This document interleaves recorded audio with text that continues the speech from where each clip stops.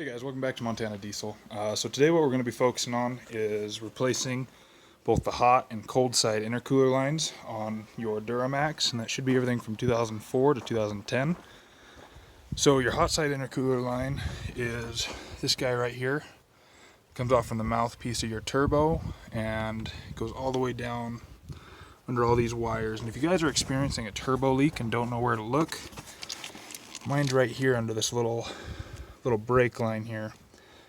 And it's kind of hard to see in there, but you can see where the wire's been rubbing, and you got a pretty good size hole in there now. Then our cold side is this guy right here. Runs into your EGR or EGR delete, whatever you guys have equipped on there. And this one runs all the way down to the bottom of your radiator. So first thing we're going to talk about is the signs, symptoms, and how to assess if you guys have a turbo leak. Keep in mind, if you show some of these signs and you can't find a turbo leak, there's a high chance it may not always be the intercooler lines. You guys need to be able to check the turbo itself, and if you guys can't find something, take it to a qualified mechanic. Okay, that's the number one recommendation I'm always going to give, is know your limitations. If you see anything in this video you are confident you can't do, take it to a mechanic. It's cheaper and it's easier to pay someone professionally to do it than to fix, destroying your turbo, destroying lines, or even dropping your truck on the ground while it's up on jack stands. So let's hop in the truck, show you guys a quick walkthrough on how to kind of test these things, how to look at it. We'll come back, we'll do some compression testing, how to make a compression tester, and then we'll get to the swaps. Alright guys, now we're inside the cab. So once you get up to about 2600 RPM, you should know about what your rough boost range is on a stock turbo. You should be seeing about 24 PSI, and your vane position sensor should also close down. So what you're going to see on my screen is that my boost stays low, and my vane position doesn't close all the way.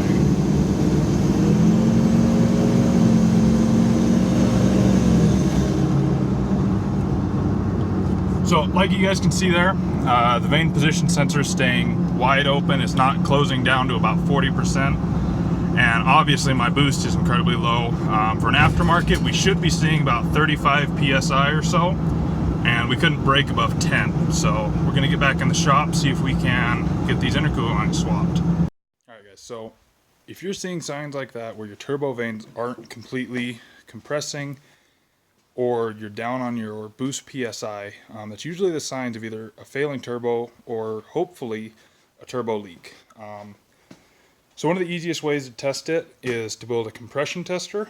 This is one I just designed with Home Depot, and I think it makes probably $5 to build one of your own. You just start with a little Schrader valve, drill a hole into a little 2-inch PVC cap, tighten that down. Make sure you guys get the airtight one with the rubber seal on both sides. That way you're not leaking air out and getting confused. And then just a little 2-inch by 2-inch rubber connector. They sell actual full-on compression testing kits. For the price of them, I personally didn't use them enough. I use this just for my own personal use, and I've never used it again since, except for now. So it's up to you guys. If you feel like you're going to be using this regularly, or you want to use a complete kit, you guys can buy one. Otherwise, this whole setup here is about $5 at Home Depot or Lowe's. So to test this, what you're going to want to do is disconnect this little rubber boot from your hot side intercooler line. And be careful guys, if you just got done driving, this thing's warm. So this little nut right there, it's just an 11mm deep socket, and you guys are going to want to make sure you get the deep, otherwise you're not going to be able to take it off. So go ahead, loosen this guy up a little bit.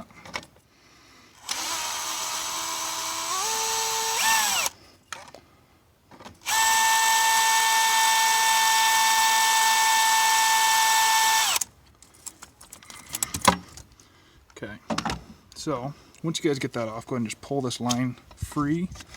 You'll see this thing moves pretty freely. Next thing you're going to want to do is get an air chuck. Try and make sure you actually have one that has a gauge on it. It's not leaking like mine and being loud. The only reason I'm not going to bother with a gauge is because I've already tested mine and checked it out, and I know it works. And I know exactly where my leak is.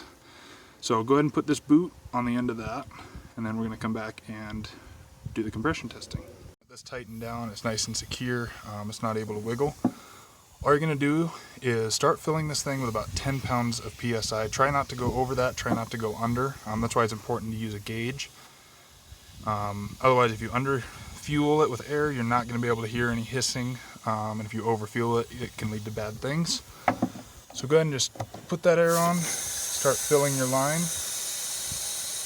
When you get to about 10 pounds, let off, and you're going to listen to see if you hear any hissing. Okay, and then that's basically how you're going to track this thing. It'll probably take you guys 2-3 times. You're going to have to fill it up, run down, see where your leak is. Mine's right down in here personally. So once that's been established, and you know for sure it's an intercooler line leak, it's not a turbo, it's not the cold side, look at replacing your lines. You guys can get stock size ones for pretty cheap. Me personally, I went with HSP. Come in really any color you guys want, customized, and it's a little bit wider in there, more airflow, less restricting, and it's complete steel, so you get a little bit more of that turbo whistle. So next thing you guys are going to want to do is get your truck lifted up in the air. I've already gotten started on that with mine, and then go ahead and just take off both tires, get them set up on jack stands. On a side note, don't do this in the gravel unless you're comfortable and experienced doing it. It's very easy for these things to shift around in the gravel drop trucks. And if you're fortunate enough not to be under it when it falls, you have some serious damage repairs that you got to be doing to your truck. So let's get these up in the air, get the tires off, and then we'll move on from there. Hey guys, on a side note as well, if you're only doing one line or the other, don't bother taking both tires off. The hot side line goes on the driver's side, and the cold side is going to be on the passenger. So if you're only doing one line or the other, don't take everything off. It's going to be a waste of your time. So moving forward, once you got both tires off, the next thing that you're going to have to do to get access to the hot side intercooler line is get rid of this flap, okay? And if you guys haven't dealt with these before, it's pretty straightforward. Just take a little flat-headed screwdriver, wiggle it in there, and pry right out. So get these off and then remove these, and we'll be able to see our hot side intercooler line. Alright guys, so once you got this flap either completely off or at least out of the way enough to see, you're going to want to locate your boot, which goes down here towards your intercooler. Same size, it's going to be an 11mm socket for this, and then depending how your clamps are laid out, everyone's are a little different. You probably are going to need a wrench for this back clamp here. So we're going to go ahead and get these off, pull it off of the intercooler, and we're going to start working this hot side line out. Guys, be careful, go slow with it. It's definitely a big line. What I would do is separate the boot from the line first. Then you're gonna have to kind of maneuver it down. We got a lot of wires, electronic sensors, fluid lines, coolant lines. So be smart, go slow. It does come out eventually. Just don't get overworked, and it'll come out. So see you guys once this thing's out. All right, guys. So got this intercooler line out. I ended up changing my mind. I ended up pulling it out through the top of the engine, just had a little bit more space and could kind of wiggle it free some more. One thing to do, if you went through HSP like me or some of the other sites where they give you replacement boots, is obviously take this side off. Then once you get inside the turbo, as you guys can see in there pretty well, there's a lot of oil buildup. So, and that's just part of the PCV route, sorry. This is your stock hot side intercooler line. Again, as you guys can see, there's quite a bit of oil residue in there, and that's one of the reasons I'm going to do a PCV reroute. But this is the replacement hot side line, and as you guys can see, it's got quite a bit more airflow to it. It's steel versus this cheap kind of aluminum steel they got going on. So we're going to go ahead and get this fitted up inside the truck and get it mounted on, and then that'll pretty much be it for the hot side line. And these are the replacement boots for the hot side. Comes with all the new springs and everything. So get these set up, get them in there, and get her going. Hey guys, I apologize. I got called out for another project in the middle of this, so I had to drop it, and it got kind of dark on me. So yeah, I got the hot side intercooler line all hooked up. Go through when you're done setting this up, make sure that absolutely everything's tight, doesn't move, doesn't wiggle at all here. So make sure it's traced up okay, you're not crushing any lines, there's nothing wrong. And then go up to the top of the engine.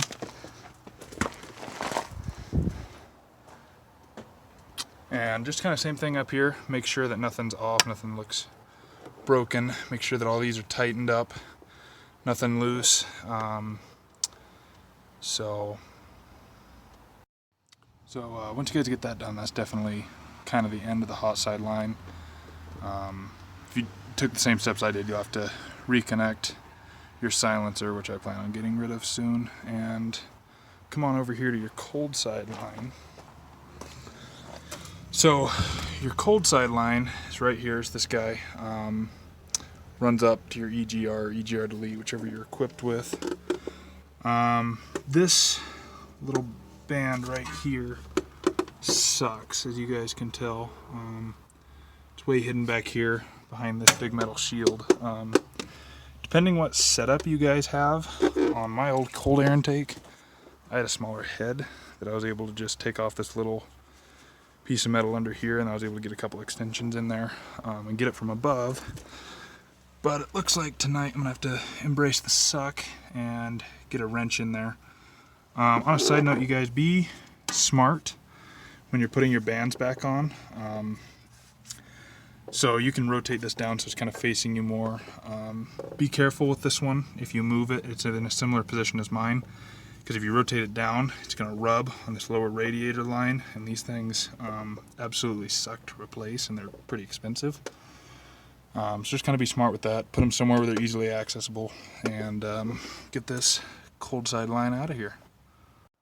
One more thing for you guys too. If you're having issues getting to that back one like I am, get one of these tiny little drives. Pretty useful for everything small. It's really about the only thing it can get wiggled in there well enough to get on there. Actually tighten it down. Everything else has too big of a head. It gets caught in between there. So yeah, if you don't already have a way of doing it, this would be where I would start. Just go get a little tiny drive and a little 11mm deep socket that'll fit it. Alright guys, so hopefully by now got your lines ran, everything's working out for you. So that pretty much concludes everything for your hot and cold side intercooler lines. If you go back out on the road and you're still seeing deficiencies, vane position issues, or low boost, could be the signs of a lot of other things. If you guys are seeing something weird, please comment below. I might be able to give you a little bit of insight on that. So coming up this next week, we do got some more videos coming out. I got a fuel pressure regulator which needs to be replaced, and just some other miscellaneous stuff. So stay tuned, and as usual, like, subscribe, and any questions, comments, just leave in the comments below. Thanks guys.